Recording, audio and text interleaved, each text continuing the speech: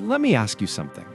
Have you ever bought something, waited for it to arrive, and then the moment it showed up at your door, you felt absolutely nothing? Like you wanted it so badly, you thought about it for days, you kept going back to look at it. You maybe even had a little fantasy about how great your life was going to be once you had it. And then it arrived, and you were like, oh, okay, cool. And then it just sat there, collecting dust, forgotten.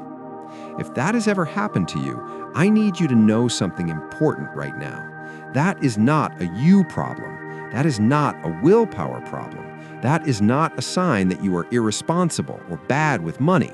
What that is your brain doing exactly what it was designed to do. And today, I'm going to walk you through exactly what is happening inside your head every single time you make an unnecessary purchase. And more importantly, I'm going to give you the tools to take back control. So, let us start at the beginning. There is a chemical in your brain called dopamine, and most people have heard of it. Most people think it is the pleasure chemical, the feel-good thing that your brain releases when something good happens. But that is not actually the full story. Scientists have found that dopamine is not really about pleasure at all. Dopamine is about anticipation. It's about the chase. It's about wanting something, not having it. Here's what that means in real life. When you're scrolling online and you see something you like and you click on it and you start reading the description, your brain is releasing dopamine. When you add it to your cart, dopamine. When you come back to look at it again an hour later, dopamine. When you finally click buy, dopamine spike. And then, the moment the purchase is complete, the dopamine drops because the chase is over. The brain already got what it wanted. The anticipation is gone. That's why the package arrives and the excitement is already dead. Your brain celebrated at the checkout screen. The physical item showing up is almost irrelevant at that point. You already experienced the reward. And here's why this matters so much in the modern world. Online shopping is basically a dopamine machine. You can get that hit of adding something to your cart and feeling the excitement of almost buying it over and over and over again for free, no money spent, just the pure dopamine loop of browsing, wanting, almost buying, and then moving on to the next thing. Until one day, you're tired or bored or stressed, and you actually go through with it. And then you wonder why it feels empty. This is not weakness, this is neuroscience. You were never really buying the thing, you were chasing the feeling of wanting it. Now let's talk about the second piece of this, emotional spending, because this one is where things get really personal for a lot of people. Think about the last time you had a genuinely rough day. Maybe work was a disaster. Maybe you had an argument with someone you love. Maybe you just felt tired and invisible and like nothing was going your way. What did you do? A lot of us in those moments turn to spending, not because we need anything, but because buying something feels like a small act of control in a moment where everything feels out of control. It feels like a reward for surviving something hard. It feels like evidence that at least something good can happen today. And the thing is, it works for a little while. You get that dopamine hit. You feel a brief moment of comfort or excitement, and then the feeling fades. And the original stress or sadness is still sitting there waiting for you. And now, sometimes, there is a new feeling on top of it. Guilt. That quiet little voice that says, "Why did I spend that money? I did not even need that." So now you are stressed and guilty, which is somehow worse than just being stressed. And what do some people do when they feel guilty and overwhelmed? They spend again to take the edge off. And you can see how that cycle just keeps going. Psychologists have studied this pattern extensively. They call it a retail therapy spiral, and it is far more common than anyone talks about. It is not just people with serious money problems, it's everyday people, responsible people, people who are genuinely trying their best. The solution here is not to never treat yourself. Treating yourself is fine, it's healthy. The solution is learning to tell the difference between a genuine treat and an emotional bandage. One comes from a place of abundance and intention. The other comes from a place of pain. And the way you tell the difference is simple. Before you buy something, just ask yourself one question. Am I buying this because I actually want this thing? Or am I buying this because I want to feel better right now? That one question, practiced consistently, will save you more money than any budgeting app ever will. Now I want to talk about something that most finance channels skip over, and that is the external forces working against you. Because this is not just about your internal psychology. The world around you is actively designed to make you spend as much as possible. There are entire industries, entire teams of brilliant people whose only job is to figure out how to bypass your rational thinking and get you to act on impulse.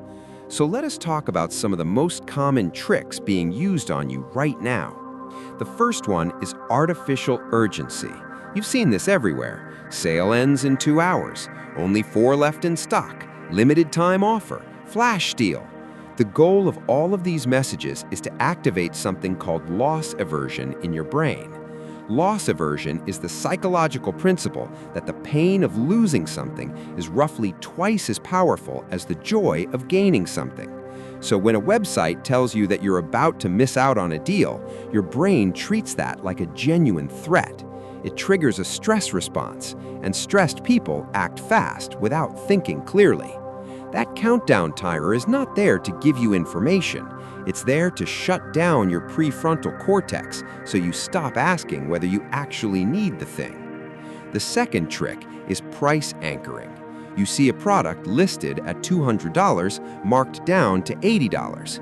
Your brain immediately locks on to that $200 number as the reference point, so $80 feels like a bargain, a steal even. But here's the reality. You may never have even considered this product before.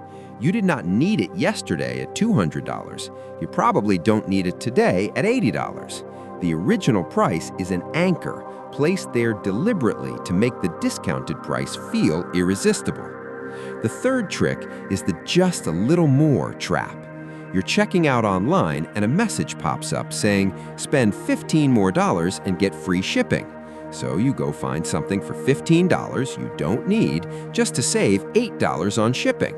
You spent $15 to save $8. That's a $7 loss, dressed up to feel like a win. The fourth trick is social proof.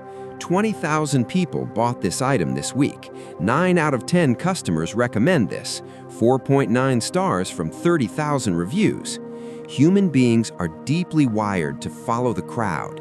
It's an evolutionary survival instinct. When everyone around you is doing something, your brain assumes it must be safe and good. Marketers know this, so they plaster those numbers everywhere to make you feel like you're the only one who hasn't bought it yet. None of these tricks are illegal. None of them are even particularly hidden. They're just effective.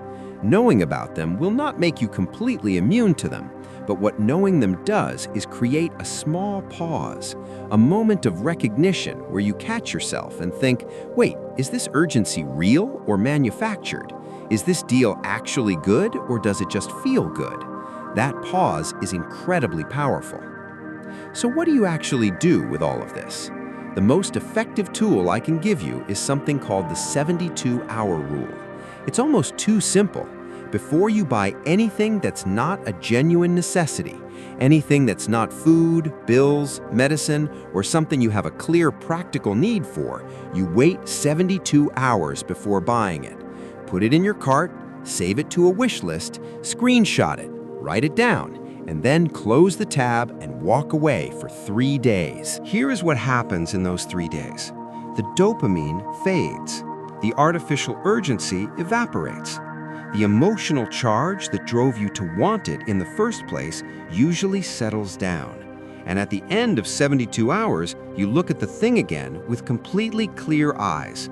And most of the time, you do not even want it anymore. The craving just dissolved on its own, without you having to fight it or white-knuckle your way through anything. And when you do still want it after 72 hours, there is a genuinely good chance it is worth buying, because it survived the test.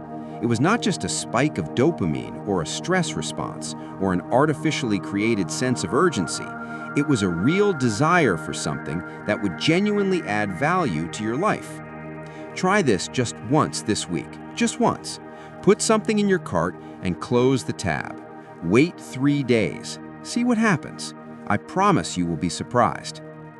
Here is what I really want you to take away from this. You are not bad with money. You are not weak or undisciplined or irresponsible. You are a normal human being living in an environment that has been engineered at extraordinary cost and sophistication, specifically to override your rational decision-making.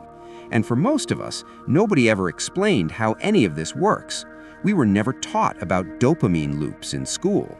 We were never taught about loss aversion or price anchoring or emotional spending cycles. We were just handed a wallet and sent into a world designed to empty it. So we lived the consequences without ever understanding the cause.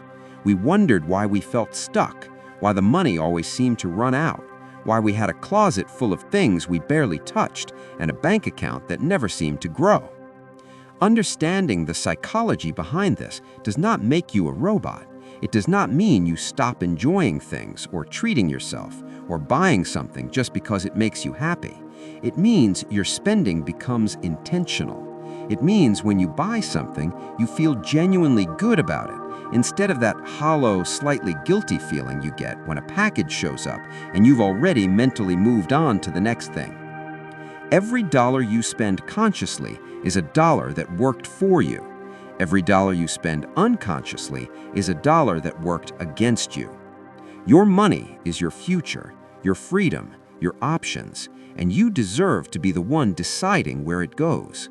So this week, try the 72-hour rule.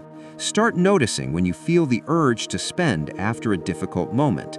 Ask yourself before every purchase, do I want this thing or do I want to feel better right now? Small shifts, practiced consistently, that is how everything changes.